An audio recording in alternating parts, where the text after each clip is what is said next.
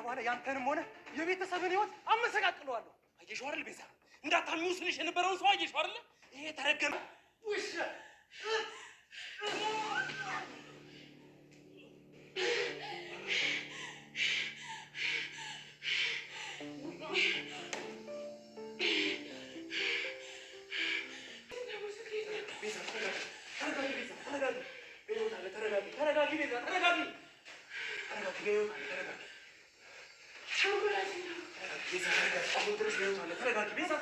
እዚህ ምን እየተካሄደ ነው?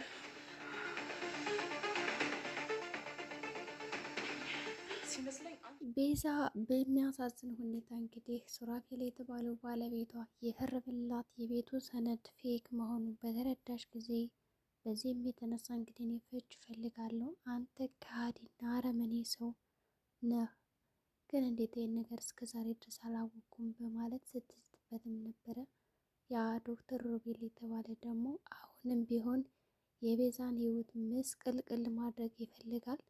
ሳሮንም እንግዲህ ልጇን አላገኘችም። ልጇንም ባገተበት ወቅት እንግዲህ ልጇ ታማሚ እንደሆነች አድርጎ ይነግራታል። እንግዲህ ሳሮን ምን የምታውቀው ነገር አልነበረም ስለ ልጇ ሁኔታ። ቢሆንም እንግዲህ ልጅሽ ታማለች፣ ለምንድነው ታማሚ እንደሆነች ያልነገርሽ በማለት ሲነግራት ሳሮን እንግዲህ ህመሙንም ምንም መቋቋም አልቻለችም ማለት ነበረ። ምናልባት እንግዲህ ዶክተር ሮቤት ልጅሽ ታማለች ያላት ጉዳዩን በአግባቡ እንድትፈጽምለት ወይም ደግሞ ያንዳንዱ እሱ የሚያዛትን ስራ እንድትሰራለት ሊሆን ይችላል። ምንም የታወቅ ነገር የለም። ግን ደግሞ ሳሮን ልጅን ማየት ፈልጋለሁ እባክህን እያለች ብትለምነውም እሱ ግን ምንም እሺ ብሎ ሊያሳያት አልቻለም። ሆኖም እንግዲህ አሁንም ቢሆን የምትሰሪልኝ ስራ ስላለ እሱን ነገር መስራት አለብሽ እንጂ እንደዚህ በቀላሉማ እሺ ብዬ ልተውሽ አይገባም ይላታል። ሳሚም እንግዲህ በራሱ በኩል ስለ ቤዛ በጣም እየተጨነቀ ነው ያለው። እንግዲህ ቤዛን ከዚህ በፊት ደጋግሞ እባክሽን ሱራፌል የሚባልና ዶክተር የሚባሉትን አትመኛቸው ተይ ተይ እያለ በጣም ብዙ ጊዜ በተደጋጋሚ ነግሯትም ነበረ። ዛሬ እሱ የፈራው ነገር ደርሷል ማለት ነው። በዚህም የተነሳ ቤዛ እውነቱን ካወቀች በኋላ ከሱራፌል ጋር ግብ ግብ ነው የገጠመችው። አንተ ካዲ ምን አይነት አስመሳይና አውሬ ሰው ነህ ግን? እኔ እኮ ይገባኛል እንደዚህ ብትከራይ ነበረ። ደግሞ እኮ ያሳሚ እየነገረኝ እንደዚህ በቃ ማመኔ በጣም ቆጬ በማለት ትጮህበታለች። እንግዲህ ሱራፌልም እኔ እንደዚህ ያደረኩት ወይም ደግሞ የውሸት ፌክ ያሰራሁልሽ ወረቀቱን ቤቱን በስምሽ አዞርኩልሽ፣ ምናልባት ቤትሽ ከዞረ ከዚህ ቤት አባረሽ የምትጥኝና የምታስወጪ ስለመሰለኝ ነው። ግን እውነት አሁንም ቤቱን ከፈለግሽው ፍርድ ቤት ሄደን ወዲያውኑ በቃ አዞርልሻለሁ ሁሉን ነገር ይላታል። ሁሉን ነገር በስምሽ አድርግልሻለሁ እና እነዚህ ይላታል። ሁለተኛማ አላምንህም ብለዋለች። ሲጀመር ቤዛ እንግዲህ አንድ እድል ብቻ ነበር የሰጠችው።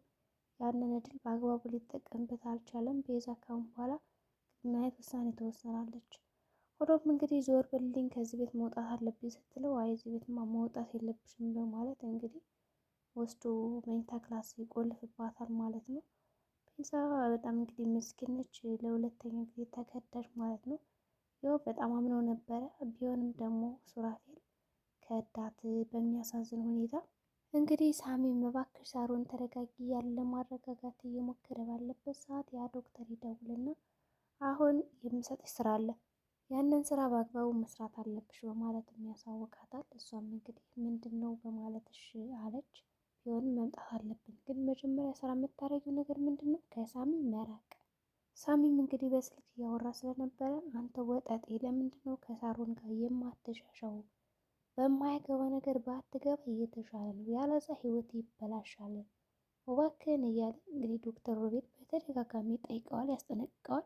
ሳሚ ደግሞ ቤዛንማ ከዚህ ችግር ውስጥ ብቻዋን አልተዋትም በማለት እንግዲህ ሁሉ ዛቻና ሁሉ ነገር ተቋቁሞ ቤዛን ለመከላከል ይሞክራል። እሱም እንግዲህ ለምንድን ነው ከቤዛ ህይወት መውጣት ያቃተኝ ይላል። እንግዲህ ሳሚ ቤዛን ያው እንደሚወዳት የታወቀ ነው። በሌላ በኩል ደግሞ ሉሲ እሱን እንደምታፈቅረውና እንደምትወደው የታወቀ ነው። አሁን ሳሚ ወደ ቤዛ ከሄደ ቤዛን እንደ አዲስ ከባሏ ካፋታት ሳሚና ቤዛ አንድ ላይ ሊሆኑ ይችላሉ። ሉሲ ደግሞ ይሄ ነገር እንዲሆን አትፈቅድም። ምናልባትም ደግሞ ሉሲ ከሱራፌል ጋር በመተባበር ቤዛን ፍች እንዳይጠይቃት ልታደርግ ትችላለች። አሁን ሉሲ ምን አይነት ስሜት ውስጥ ይሰማታል? ምክንያቱም ቤዛ ነው እባክህ እንዳትጎዳት እያለች ስለ ሁሉም ነገር ሳሚ ስለሚያስበው ነገር እንዲሁም ደግሞ ሳሚ በእጁ ላይ የሆነ ቪዲዮ እንዳለ እንደያዘበት ሁሉ ነግረዋለች። እንግዲህ አሁን ተመልሳ ከዳት ሲባል እንዴት ነው የምታስበው? ትቀጥላለች የሱራፌል የተባለውን አምነው ወይስ ደግሞ ሳሚ ይቅር በላይ ብላ ይቅርታ መጠየቅ አለባት እላለሁ እኔ በበኩሌ። ሉሲ በጣም አምነው ነበረ ሱራፌል ግን ምንም ሊታመን የማይቻልና ከሃዲ ሰው ስለሆነ ክዳቸዋል በድጋሚ። ቲጅም እንግዲህ በመንገድ የጎዳና ተዳዳሪ ሆና እየሄደች እያለ በመንገዷ ቤዛን የምትመስል ልጅ ታገኛለች። ቤዛ እባክሽ ወደ ቤት መልሽኝ ይቅርበኝ እያለች እግሯ ስር ብትወድቅም ያች ደግሞ እኔ ስሜ ሉሊት እባላለሁ ቤዛ አይደለሁም ዞር በይልኝ ተምታቶብሽ ነው ዞር በይ በማለት ፈንግላ ትሄዳለች። እንግዲህ ቲጂ ደግሞ ቤዛ ስለመሰለቻት ሁሉ ነገር መልኳ ምናምን ቤዛን ነው የሚመስለው። ቢሆንም ይኸው ከፈለግሽ መታወቂያውና ነው እኔ እሷን አይደለሁም በማለት ገፍትራት ነበር ሄደችው። ቲጂ በጣም ወስግብ ብላ እንዴ ይሄ ነገርማ ሊሆን አይችልም ብላ ይች ልጅ ማጣራት አለብኝ ትልና ተከታትላት ከምትኖርበት ቤት ውስጥ ትገባለች። እንግዲህ ያቺ ቤዛን የምትመስለዋ መንታ እህቷ ትሆን የምናውቀው ነገር የለም። እንግዲህ ቲጂ ከዚህ በፊት ቤዛ አውርታላት ነበረ መንታ እህት እንዳለቻት እንዲሁም ደግሞ ሰው እንደሰረቃት እንዳገታት እና ደግሞ ሞታ በቃ የሞተች አድርገው እንደሚስሏት እናቷ ከዚህ በፊት አውርታላት ታስታውሳለች ስለ እህቷ። በዚህ የተነሳ ቤዛ ደግሞ እህት ቢኖር ብላ ትመኛለች። እንግዲህ እስካሁን የምታውቀው ነገር የለም ስለ ታናሽ እህቷ ወይም ስለ መንታ እህቷ። ቢሆንም እንግዲህ መለስ ብላ አስታወሰች። ሱራፌል ይሄን ነገር አያውቅም። ቲጂም ተከታትላት ከገባች በኋላ ከዛ ከምትኖርበት ቤት ደግሞ ቤዛ እንዴት ቤት ነው መኖር የጀመረችው እንዴ የእውነት ይቺ ቤዛ ናት ወይስ ሌላ ሰው ናት በማለት ተከታተለቻት። ስትገባ ከቤት እንግዲህ ያቺ ሉሉ ወይም ደግሞ ሉሊት የምትባለው አክስት አለቻት። አክስቷ ታማሚ ናት። እንግዲህ በዛ አጋጣሚ የቤዛ አክስት መታለች ማለት ነው። ኖላዊ ድራማ የምትሰራው ባዩሽ ወደ ቤዛ ድራማ ተቀላቅላለች። እንግዲህ በጣም እያስቸገረች ነበረ። ወይዘሮ ባዩሽን በላት እንጃ ወይዘሮ ባዩሽ ስሟን ገና አልቻልነውም። እሺ ስሟ ግልጽ አልሆነልንም ለዛ ነው።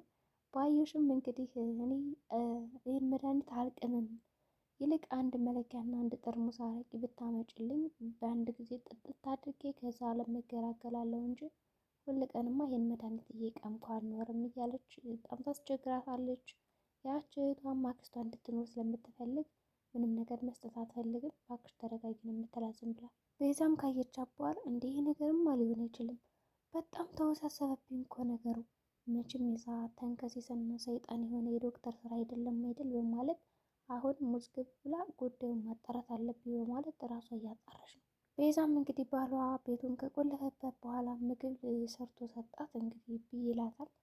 መርዘው ቢሆን ሳልበላም ትለዋለች። ከዛ ራሱ ይቀምሰዋል ማለት ነው። መጀመሪያውኑ መርዝ እንደሌለው ለማረጋገጥ ቀመሰው። ቤዛም በጣም ትናደድ ነው። አንተ ምን አይነት ባለጌ ሰው ነህ? ዞር በልልኝ፣ ቤት አቆልፍብኝ፣ እዚህ መኝታ ክፍል መውጣት ነው የምፈልገው ማለት ገፍትረው ልትወጣ ስትል አትሄጂም ይልና ጠምጥም ይልባታል። ሳሮንም እንግዲህ ዶክተርን ካገኘችው በኋላ የተለያዩ ነገሮችን ከቤዛ ቤት የምትገባበትን አማራጮች እያፈለገላት ነው።